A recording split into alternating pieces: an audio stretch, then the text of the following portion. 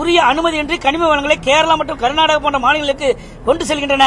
மணல் மாஃபியாக்கள் அங்கு இத்தகைய செயலில் ஈடுபடுகிறார்கள் என்று மக்கள் கூறுகிறார்கள். எனவே நான் மத்திய அரசுக்கு கோரிக்கை விடுக்கின்றேன். இந்த குற்றச் செயலில் ஈடுபடுவதற்கு எதிராக நடவடிக்கை எடுக்க வேண்டும் என்று கோருகிறேன். இதுபோன்ற சட்டவிரோத கனிம சுரண்டல்கள் நடைபெறுவதால் மத்திய அரசு அவர்களுக்கு எதிராக உடனடி நடவடிக்கை எடுக்க கோருகிறேன்.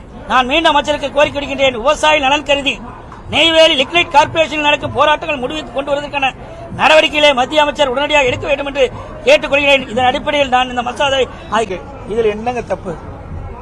எங்கேயாவது இன்றைக்கு மதுரை மாவட்டம் மேலூர்ல நாயக்கர்பட்டியில இந்த டங்ஸ்டன் சுரங்கம் அமைப்பதற்கு எங்கேயாவது குறிப்பிட்டிருக்கிற எதுவுமே இல்ல. வேற வழி இல்ல. முன்னேற்ற கழக அரசு